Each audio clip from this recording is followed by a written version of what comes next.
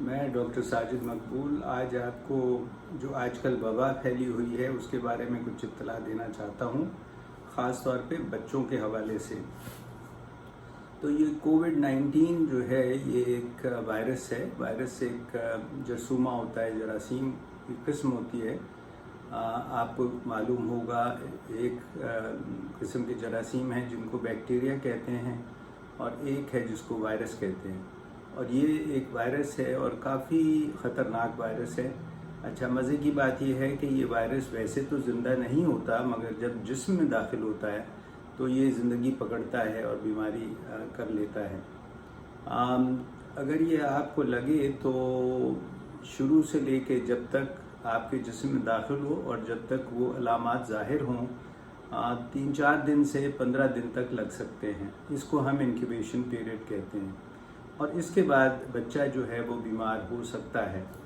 उसमें मैं आम तौर पे क्या होता है वो बता देता हूँ। बच्चे को बुखार होता है, ज़रा बच्चा बड़ा हो तो दर्द होता है, सर में दर्द होता है, जिस्म में दर्द होता है, उसको जायका या उसको सूंघने की सलाहियत में फ़र्क पड़ जाता है और खांसी शुरू हो जाती है और गले में दर्द शुरू हो जाता है।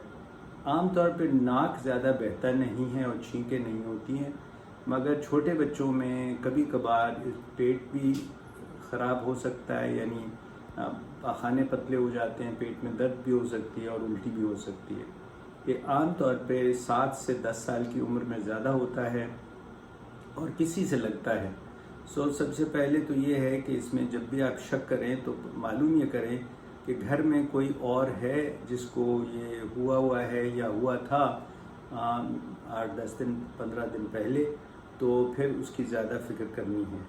अब डॉक्टर तशख़ीस करेगा, हो सकता है वो टेस्ट करे, और टेस्ट खून के भी होते हैं, मगर जो बहुत अहम टेस्ट है वो एक नाक से वो टेस्ट लिया जाता है और वो उसमें कोई खून का टेस्ट नहीं होता, बल्कि वो नाक से चेक करते हैं और गले से चेक करते हैं कि कोई वायरस गले में मौजूद है या नहीं।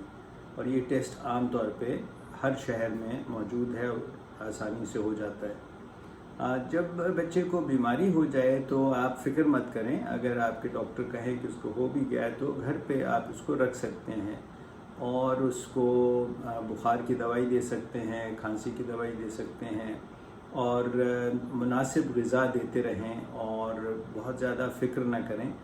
और अगर खुदा न खास्ता बच्चा बहुत निढाल हो जाए या बहुत ज़्यादा बीमार लगना शुरू हो जाए या उसको खांसी बढ़ जाए या सांस की तकलीफ़ ज़्यादा हो जाए तो फिर आपको डॉक्टर को दोबारा बताना होगा। अगर बच्चे को दाखिल करना पड़ा तो फिर बहुत सी दवाइयाँ हैं जो देनी पड़ती हैं। वो बेहतर यही है कि उसका फ़ैसला आपके डॉक्टर करें कि उसको क्या क्या दवाइयाँ देनी हैं। अच्छा, अब ये आजकल जो ये चला हुआ है इसमें आप क़ुव्वत मुदाफ़िअत बच्चों की कैसे बढ़ा सकते हैं।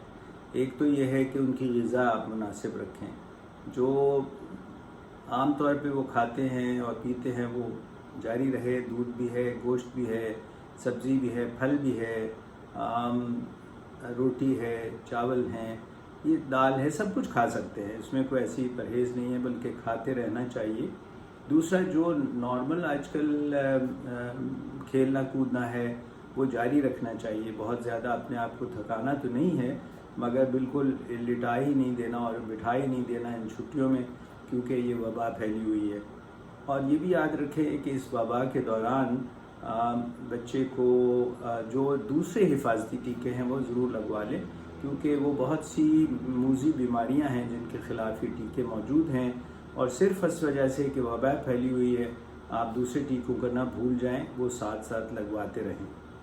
हिफाजत कैसी की जा सकती है? वही हिफाजत है जो आप बार बार सुन रहे हैं, बड़ों में भी और छोटों में भी।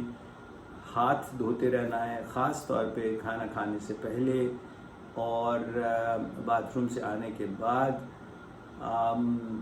छोटे बच्चे मास्क नहीं पहनते, बड़े जो हैं वो मास्क पहने और फासला रखें एक से दूसरे का, तकरीबन 6 फुट का फासला रखें। अगर किसी को ख़ास तौर पे खांसी और ज़ुकाम है और या बुखार है और आपको मालूम नहीं है कि उसको कोई इस तरह की बीमारी तो नहीं है, اور کوشش کریں کہ ایسی جگہوں پر بچوں کو مت لے کے جائیں جہاں پر بد احتیاطی ہو اور بہت زیادہ لوگ اکٹھے ہو رہے ہوں. مشکل وقت ہے، مگر بچوں میں یہ تکلیف نسبتاً اتنی شدید نہیں ہوتی. پھر بھی آپ کو اس کے بارے میں معلوم ہونا چاہیے اور اس سے حفاظت کرنی چاہیے.